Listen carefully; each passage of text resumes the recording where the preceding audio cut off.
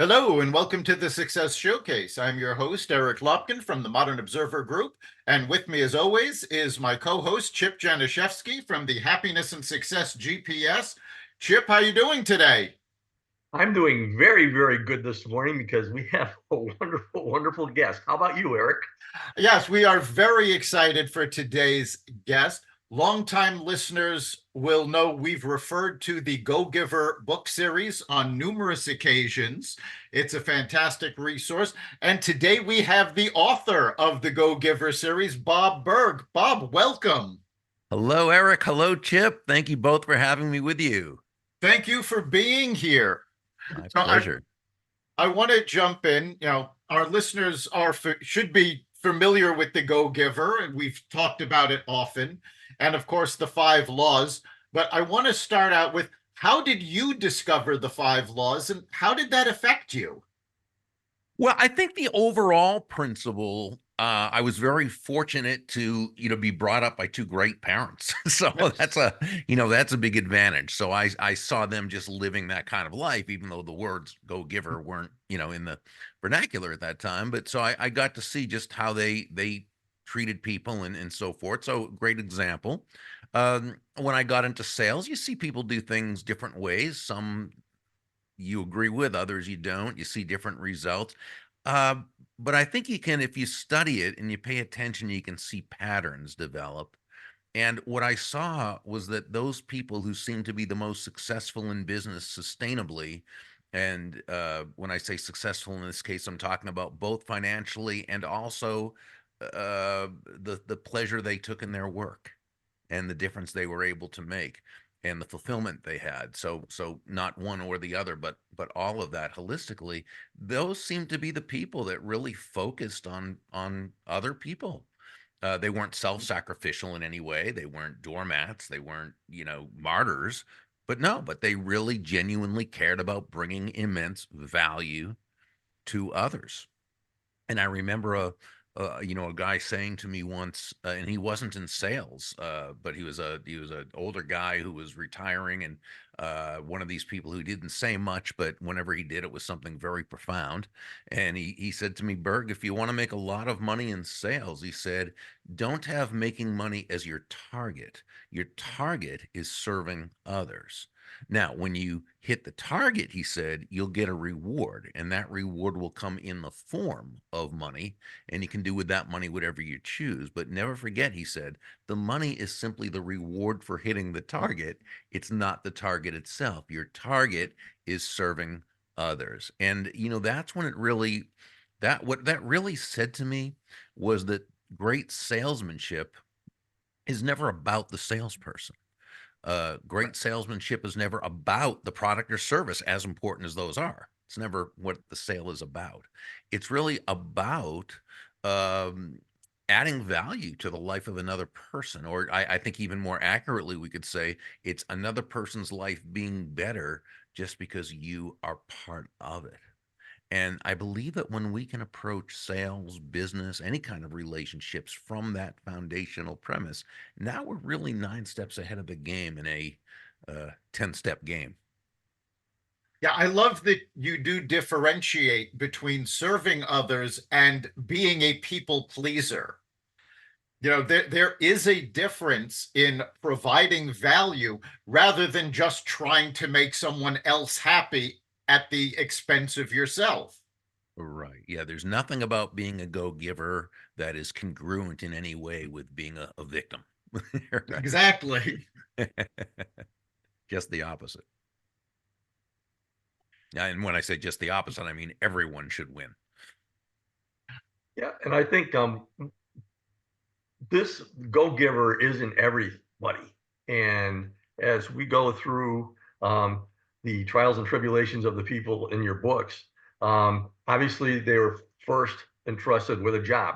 And this is the way society is, which I know that you've seen forever, as far as performance, sales, and so on and so forth. And just taking a deep breath and realizing where we all came from, which is pleasing others and so on and so forth. And your characters in there, as they did that, they felt their lives changing. They felt a whole lot better. They felt a whole lot more fulfilled. And that's what it's all about. I mean, basically, when I talk about my influence on people, I talk about you can't be successful unless you're happy first, because there's a lot of miserable millionaires out there because their main focus, as you say, is on the wrong thing. However, if you put things in perspective and you work on your whole package, which you have these people doing in their lives, it's so important to do that. And once you do that, things are prioritized the right way. And your 5 laws talk about, I mean, the law of influence, how abundantly you place others, people's interests first. And how do you feel when you do that? It's just common sense. And I'm sure a lot of people are just saying, oh, wow, and does in a lot of ways reading these books. They're just, to me, so simple to understand, but that's the way that it really, really is. And it's not the way that we're taught with all this media around us and so on and so forth, which we grew up, us three, a lot without, but we're saturated with it the last 20 years or so.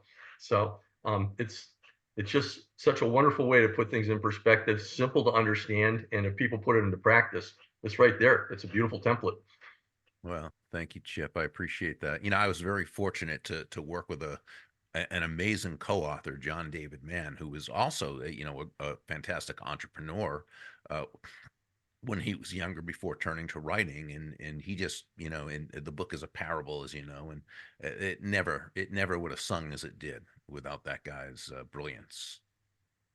Which I think in itself is also a lesson. It's about collaboration. Yeah. And in each of the books, in the Go-Giver, the Go-Giver Influencer, the Go-Giver Leader, the characters come together to collaborate in a way they would not have expected at the beginning of the books. They all start out with a specific goal in mind, but what comes out from the collaboration is so much more than what they had originally wanted. Yeah, that's a great point, because it was really with the characters at the beginning of the story, the proteges, because each story had one Right. well, actually the last story No, had two two, proteges. yes. But yeah. But yeah, it was all about, they had a certain goal that they wanted to get. And it wasn't that they were bad people in any way. They were all very well-intentioned people. They just didn't recognize the importance that, if you are going to attain certain results, it's got to be because you have pleased the marketplace, because you have brought something to them. One of the things I used to say when I spoke at the big sales conferences was, I'd begin by saying, nobody's going to buy from you because you have a quota to meet. They're not going to buy from you because you need the money, and they're not even going to buy from you just because you're a nice person. They're going to buy from you because they believe that they will be better off by doing so than by not doing so. And in the basically free market economy in which we operate, and when I say free market, I simply mean no one is forced to do business with anyone else. So, and of course that doesn't hold true with everything, but most of us, no one's forced to buy from us. So we have to look at ways to collaborate. And whether it's with other people in partnership or collaborating with the prospect, customer, or client, in order to work effectively in helping them get what they want, which is what it's all about, right? Yes. It's all, collaboration. Yeah, and a lot of what you talk about in the books, you give very simple examples. In the Go-Giver, as Joe is trying to use, I believe it was the second law, he gives coffee to his coworkers as just, a simple gesture. And that actually struck me a lot, because at one point, years before I ever read the books, I had been the editor at a weekly newspaper. And one morning we were having a conversation about where you could get the best milkshakes. And we had decided there was a diner down the road that actually had some of the best milkshakes in the state. And so I went out and I bought everybody milkshakes. They didn't know I was going to do this. But when I saw Joe doing this as an example of the second law, it's like, wow, maybe I really did get this. Yeah, you knew it intuitively. Exactly. So I love the fact that there are these simple steps you can do for each of the 5 laws. And I think we should remind our listeners what those laws are. So, Bob, can you take us through them? Yeah, so the five laws themselves are the laws of value, compensation, influence, authenticity, and receptivity. Value is all about the overall experience you provide your customer from the moment you meet that person, whether it's inbound, outbound, in person, on the phone, computer, whatever it happens to be, through the relationship building process, the follow up, the follow through, the sales process, referral process, at every single touch point. How do you make them feel about themselves? And as a result about the situation and about you. And so it's much more than just your product or service. That's the, the intrinsic value is, of course, has to be terrific, but a lot of people have great intrinsic value in their product or service. What distinguishes you in the marketplace is that extrinsic value. In other words, the experience itself. What do you bring to the table over and above the inherent or intrinsic value of your product or service? And what, because remember, they're buying you before they're buying your product. They're buying you before they're buying your company. But what separates you, what distinguishes you from your competition, who basically sell pretty much the same thing? I mean, technology has leveled off the playing field. Most products and services work, they work pretty well. So if you're not able to distinguish yourself, or let's put it this way, if your prospective customer cannot distinguish between any two products, services, salespeople, companies, what have you, it's always going to come down to who has the lowest price.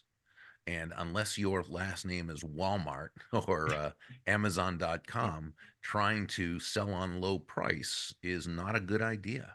It's not a productive way to do business. It's not fulfilling. It's not profitable, and it's certainly not sustainable. So you've got to be able to be that additional value. How? Well, the good news is there are dozens, if not hundreds, of ways to communicate that additional value. They tend to come down to five, though. Five what we call elements of value. And those elements of value are excellence, consistency, attention, empathy, and appreciation. And to the degree you can communicate those again at every single touch point, that's the degree you take price and your competition out of the picture. So that's basically the law of value in a nutshell. Law number two is the law of compensation, which says your income is determined by how many people you serve and how well you serve them. So it's not just a matter of the great value, it's how many people's lives you touch with that value. That's where Joe and you with the milkshakes went around and you touched a lot of lives. Again, it was just an exercise for doing that, but the point is very clear, I think, and that is that when you're able to leverage your value and touch the lives, impact the lives of a lot of people, you're going to earn a lot more income than if you're just providing that value to a limited amount of people. So scalability is very important. That's why we're big believers in referral based business. And so that's law two. And law three is the law of influence. Your influence is determined by how abundantly you place other people's interests first. Again, not in a martyrish type of way. It simply as Joe, the protege in the story, learned from several of the mentors, the golden rule of business, of sales, is simply that all things being equal, people will do business with and refer business to those people they know, like, and trust. And there's no faster, more powerful, or more effective way to elicit those feelings toward you in others than by genuinely moving from that I focus or me focus to that other focus, looking to, as Sam, one of the mentors, advised Joe, make your win all about the other person's win. Law number four, the law of authenticity, says the most valuable gift you have to offer is yourself. In this part of the story, Deborah, one of the mentors, she shared that all the skills in the world, the sales skills, technical skills, people skills, as important as they are, and they are all indeed very, very important, they're also all for naught if you don't come at it from your true, authentic core. But when you do, when you show up as yourself, day after day, week after week, month after month, people feel good about you. They feel comfortable with you. They feel safe with you. And why wouldn't they? They know who they're getting. And this is a very important element of human nature. We want so much to be able to make sense of our world. And this in a Yes, you world do. that often doesn't make sense. So when we know what to expect from a person, that inspires trust. Very difficult to maintain trust when you're not being consistent, and consistency is a big part of authenticity. Uh, and just the word authenticity, which I think has been hijacked a bit in the information age, the age of social media, to mean no boundaries, just say, do whatever you want, and it's okay because it's authentic. And well, I mean, I disagree with that. I think really when it comes down to it, authenticity simply means acting congruently with your values. And if we're doing that, I think we're on the right track. And then the fifth law, the law of receptivity, simply says the key to effective giving is to stay open to receiving. This means nothing more than understanding that, yeah, you breathe out, you also have to breathe in. It's not one or the other, it's both. You breathe out carbon dioxide, you breathe in oxygen. You breathe out, which is giving, you breathe in, which is receiving. Despite the many negative lack messages, the anti prosperity messages we get from the world around us, the fact is, giving and receiving are not opposite concepts. They're simply two sides of the very same coin. They work in tandem. The key is that the focus is on the giving, the result is the receiving. It's why John David Mann and I say that money is simply an echo of value. So the key is when you're focused on the giving and touching the lives of many, placing their interests first, coming at it authentically, what you've done is you've created what we call that benevolent context for your success. And now you've got to be able to allow yourself to receive willingly and with gratitude. Yeah, that's fantastic. And, I do know a lot of folks that even after reading the books, they have a problem with that fifth law. It's like we're programmed almost from birth. So Yeah. yes, it's better to give than receive. And but the fact of the matter is, as you just said, it's two sides of the same coin, and you can't really do one without the other.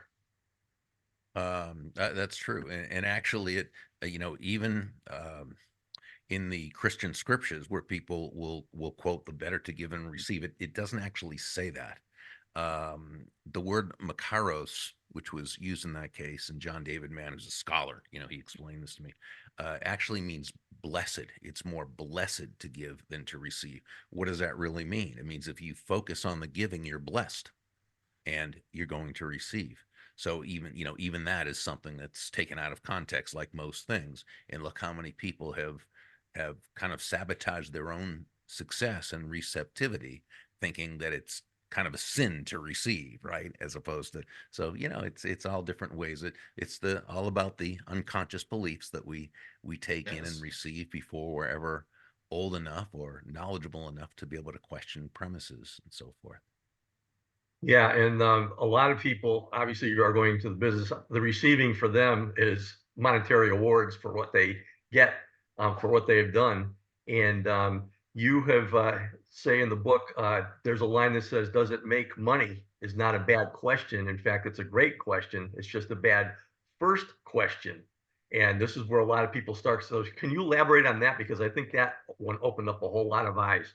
Yeah, yeah, great question. Thank you for bringing it up. And so this was a conversation where Pindar had offered Joe some of Rachel's coffee for the first time, and he tasted it, and it was so delicious. He said, and he mentioned it, and Pindar said, "Yeah, and one day, Rachel will share this coffee with the world." And Joe said, "Oh yeah, well, boy, you can if you can produce this on an industrial scale, you can make a killing." And Pindar said, "Well, let's talk about that, about where we're coming from." I talked about her sharing her coffee with the world, which, by the way, doesn't mean you do that for free. Sharing your coffee means you're putting your cut right. And you talked about making a killing. And Joe said, "Well, I don't understand. Are you saying asking if something will make money is a bad question?" And that's where, as you said, Pindar said, "No, asking if something will make money is a great question. It's just a bad first question. First ask, will it serve?" Okay. So is this something that's going to add positively to people's lives? But even if you want to take it on a bit more of a base level, is there a market for it? Is it something people will buy? Is there a market now that you can go in and leverage? Is it something that you would have to create? And that's a decision only, the individual person can make. But the big thing is if you lead by asking, will it make money? Then it's all about you. And remember, no one's buying it because of you, right? No one's buying so you can make money, right? They're buying so that they can have a way of bringing value to themselves, increasing their happiness. So if you ask, will it make money as a first, you're putting the cart before the horse. Now, if you ask, will it serve? And the answer is yes. Is there a marketplace? Yes. Do people want it? Yes. Will people buy it? Yes. Okay. Now you need to ask, will it make money? Because you can have a huge market and everybody can want it. But if it's losing money on every sale, you've got a very, very expensive hobby in front of you. And hobbies are great, but that's not what we're talking about here. So absolutely you need to ask, will it make money? You just need to ask first, is there a marketplace? Is it something that is going to serve? Yeah. And, again, we've been talking about this all in terms of business. These are business books, but it goes beyond that because in The Go Giver, Joe and Rachel end up starting a foundation. In The Go Giver Influencer, you see Aunt Elle working in her nonprofit. And I think that really showcases the power of all of this, not just for sales, but in people's lives as a whole. Yeah, and it is a business book, and the people in the story have very successful for-profit businesses. Um, and at the same time, they also like to have businesses that don't have to make a profit as much as add value in other ways to the world. So it's not a matter of you're either making a lot of money or you're doing good. No, first, the only way that you can make a lot of money, assuming your product is legal, ethical, and moral, is by adding value to the world. But you can also add value to others in ways that are not necessarily for profit, but other ways that you choose to do so that are congruent with your values. It might be mentoring others. It could be sponsoring a little league team. It could be doing, whatever it is that you choose to do that makes you feel good about yourself. Again, it's congruent with your values and adds to the life of others is always a wonderful thing. Yeah, I love the fact that you just said, what makes you feel good, because you do get the feeling at the end of these books that these characters aren't just making more money, which of course, they do want to do, but they're also more fulfilled. Yeah. Yeah. I mean, I think that is part of the point John and I wanted to make because, when it comes to success, there's success in many areas. There's financial, physical, spiritual, mental, emotional, social, relational, and I don't know, probably a dozen other Yeah. ways. But it's not one or the other, to the degree that we can be successful in those areas that are important to us. I guess you could call that in and of itself, you call it success, right? Yes. Yeah, like just the law of value by doing what you're doing is actually bringing value to yourself too, because deep down people, they just want to be happy, they want to feel fulfilled, and that's what we were all created to be. Obviously, having a nice financial situation facilitates everything else that you want to do, Sure. but that cannot be your major goal. So obviously, by doing this, you bring the law of value to yourself and to your own personal life too, not from a selfish Exactly. standpoint, but just as a result. Yeah. Yeah. Where, John and I both we cited this principle in Go Givers Sell More called the treacherous dichotomy or the false dilemma. Either of which can be defined as the unnecessary use of the word or. And that's where, if you were a kid, if you were ever asked, hey, when you grow up, do you want to be rich or happy? That's a false dilemma, right? The answer, of course, is yes, both. Why wouldn't you want to be, right? It's only, kind of society's false premises that tell us it's one or the other, that there's a trade off, and there's not. And the same is true for many areas of life. So we've been focusing on the Go Giver series, but what's next for Bob Burg? No books, at this time, and probably not. There's one book that I'm going to probably redo. Probably my favorite book that I've ever written it was called Adversaries into Allies, which was about people skills, and a lot of the source material was that we used in the Go Giver Influencer. But it's a how-to book. But I did get the rights back to that from the publisher, and so I want to publish that under a new title, make a few changes that I'd like to see, and then maybe publish that later in the year, publish it independently. So if I do another book, that would be the one. I'm not even sure yet I'm going to do that, but that would be the one. And you are also doing public speaking. Yeah, I don't travel anymore. At 66, I've totally taken myself off the road, so I don't get on airplanes. So, but if a company or organization has a conference in Florida, I'll certainly speak at those. And I do a lot of virtual ones, virtual keynotes, in which I charge a lot less money for those, but the commute is great. All right. And of course, there is also your website where people can sign up for daily emails and daily tips from you. Burg.com, Burg.com. Thank you for asking. Yeah, we have the daily impact email Monday through Friday for you to enjoy over your cup of coffee. Yeah, and you do have a couple of videos of you in action on your website too. And also, if you go and look up Bob Burg in YouTube, you can come up with several of your there, or Go Giver. It's you're in a lot of places. So thanks to the media for that. Yeah. Yeah, it's a lot of fun. And as long as I'm still having fun with it, I will keep doing it. So I don't see myself stopping anytime soon. And again, that's so important. It's more than just creating money. You're creating value and you're enjoying yourself. And that's so important. Thank you. And we are coming up on the end of our time. So, Bob, is there anything else you'd like to leave our listeners with? I just want to wish everybody the very best of success, and I'm rooting for you. And thank you both for having me on with you. Thank you. Chip, what do you think is the big takeaway for our listeners this week?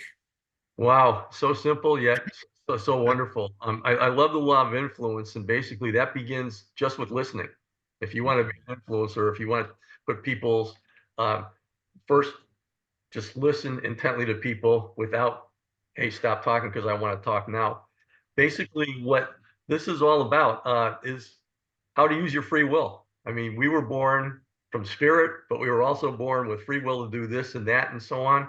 And if you can just tilt yourself to use your free will in a positive way using these laws over 50% of the time, you're going to change the world, you're going to change your life, you're going to change your finances and the whole thing. So it's just a wonderful template for everything, using business as part of life, because that's all business is part of life.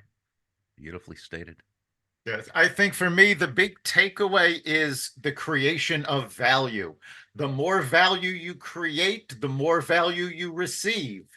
And so, again, don't strive to be a person of success, strive to be a person of value. I think it was Einstein that actually said that. And it's so true. When you create value for the people around you, you get that value back in return. So if you're trying to make money, don't focus on the money, focus on the value. The money will come. And you're not just making yourself money, you're making the world a better place, and you're making your life a better. So I think it all fits in with that. You've been listening to the Success Showcase. You can catch every episode of the Success Showcase at xvadio.com, the Apple Podcasts app, Google Podcasts, Spotify, iHeartRadio, Audible, Amazon Music, and wherever you find podcasts. Remember, make this your best week ever and make next week even better. We'll see you then.